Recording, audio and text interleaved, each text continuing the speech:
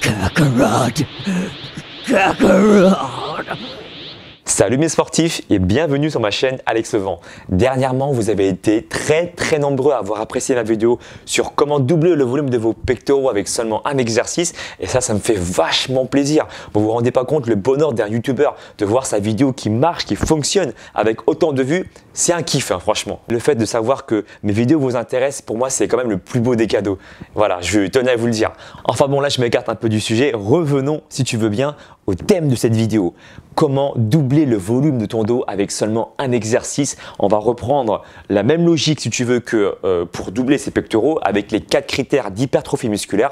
Alors je tenais à le dire parce que j'ai eu des remarques sur la vidéo sur les pectoraux. Ouais mais c'est de la congestion, ça sert à rien ce que tu fais. Pour moi la congestion c'est un phénomène naturel. C'est juste parce que ton corps, ton muscle il demande des nutriments pour pouvoir travailler correctement et ton corps il donne du sang de manière plus importante à tes muscles pour qu'ils puissent se nourrir plus correctement. Donc où est le problème de la congestion? Donne-moi une personne qui fait de l'hypertrophie musculaire et qui ne se retrouve pas congestionné à minimum pendant et après sa séance de sport. C'est normal. Enfin bon, on s'en fout en fait. C'est une remarque que je voulais préciser parce que je sais qu'il y en aura certains qui vont dire la même chose dans cette vidéo en disant ouais mais non mais t'as le dos juste congestionné. Tu verras que ça va être une méthode très intéressante pour toi. Mais la particularité de cet exercice, c'est que tu ne vas pas travailler ton dos en faisant des tractions. Et c'est ça en fait que redoutent beaucoup de personnes quand ils sont chez eux. Ils se disent ouais mais moi j'ai pas de barre de traction donc du coup je ne peux pas travailler mon dos correctement. Eh ben c'est faux. Je vais te montrer comment optimiser le travail de ton dos en travaillant lourd sans avoir de traction. Un haltère automatique maison. C'est pas un truc de ouf? Normalement, ça coûte 400 € à peu près, ça, tu vois, ces trucs-là, où tu modules ton poids, etc. Eh ben, je peux te proposer le modèle maison à moins de 8 €. Ça t'intéresse? Eh ben alors, écoute la suite de la vidéo, ça va être intéressant. Tout ce dont tu as besoin pour faire cet exercice aujourd'hui, c'est 3 packs d'eau, une chaise et une bande élastique que j'ai acheté vraiment pas cher à 3,80 €. Je te marquerai la référence si tu veux dans le descriptif de ma vidéo. Je gagne pas d'argent avec ça mais j'ai trouvé ça vachement cool. D'ailleurs je l'ai acheté à la Fnac et du coup je t'en fais profiter. Comme je te l'ai dit, on va reprendre exactement les mêmes critères de travail que j'avais déjà utilisés pour doubler le volume de tes pectoraux. Le premier critère c'est de respecter un nombre total de répétitions qui favorise l'hypertrophie musculaire, entre autres 100 répétitions comme je l'avais déjà expliqué. Le deuxième critère, on va respecter également un temps de repos court, donc allant de 30 secondes jusqu'à 1 minute, pareil en fonction de ton état de fatigue. Le troisième critère, c'est de respecter un temps sous tension qui respecte l'hypertrophie musculaire.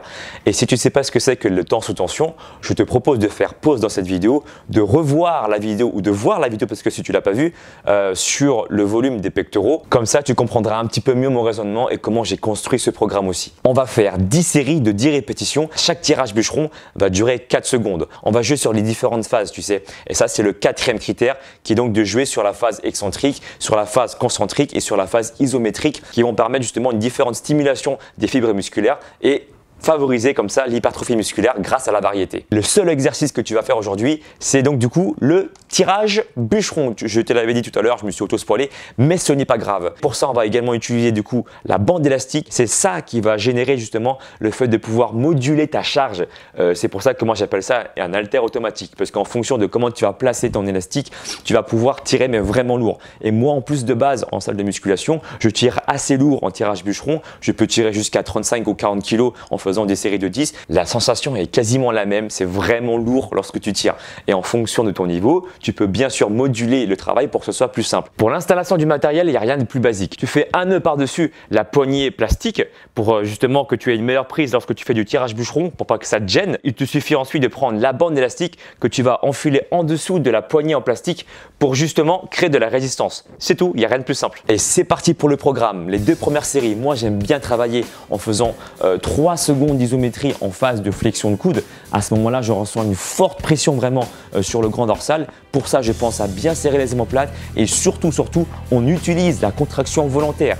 Je l'avais déjà expliqué dans une ancienne vidéo que tu pourras retrouver en haut à droite de la vidéo. Il s'agit de te concentrer sur le muscle en question. En gros, tu vois, pendant ce mouvement de tirage, c'est comme si tu pouvais imaginer mon dos du côté de là où je tire qui devient rouge. Tu dois te dire que c'est pas grâce à tes mains que le pack d'eau se lève, mais grâce à la contraction au préalable de ton dos. N'oublie pas, chaque répétition doit durer 4 secondes afin que la série totale de la première série dure 40 secondes, le temps idéal pour l'hypertrophie musculaire. Au niveau de la respiration, moi j'aime bien inspirer lorsque je suis en phase d'isométrie parce que tu vois, j'ouvre la cage thoracique donc ça facilite pour moi la respiration et ensuite lorsque je tends mes coudes, lorsque je descends mon bras, c'est à ce moment-là que j'expire. Et bien sûr, très important, alterne tes bras. Tu fais une série de droite, tu refais la même pour la gauche, puis la deuxième série, tu retravailles sur le bras droit et tu reviens sur le bras gauche. Au bout de la deuxième série, c'est pas un truc de ouf encore, mais tu commences déjà à sentir réveiller ton grand dorsal. Il commence déjà à piquer, un peu comme Gohan là, quand il se fait embobiner par le Kaioshin et qu'il essaie justement de se transformer en Ultimate Gohan. Tu vois, il commence à sentir son plein potentiel s'éveiller.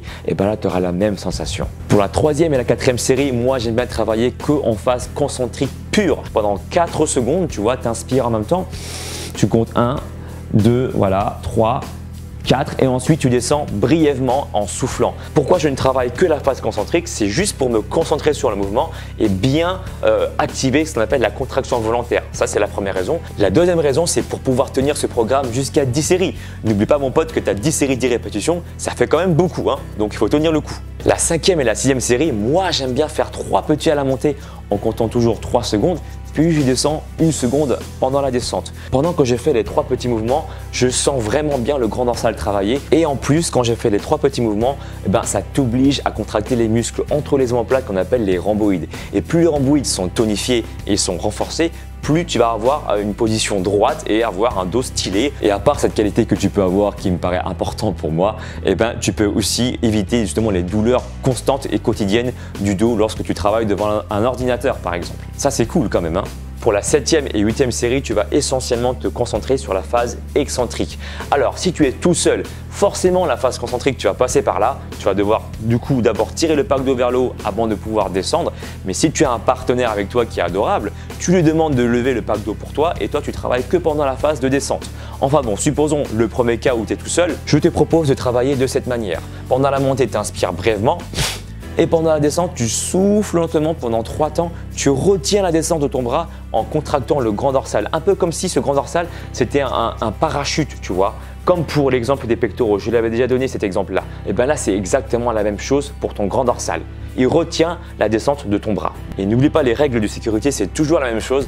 Pense à bien serrer tes abdominaux, garde le bassin bien face à la chaise et serre tes omoplates. Et enfin, pour la 9e et 10e série, je te propose de travailler de manière équilibrée la phase concentrique et la phase excentrique. C'est-à-dire que tu vas tirer 2 secondes lors du mouvement de tirage et tu vas descendre ton coude pendant également 2 secondes pour que ça fasse 4 secondes, toujours le même principe, et qu'au bout de la 10e répétition, ça fasse 40 secondes. Au niveau de la respiration, c'est toujours la même chose. Lorsque le coude monte vers le plafond, j'ouvre la cage thoracique. Donc du coup, je vais inspirer à ce moment-là parce que c'est plus facile pour moi.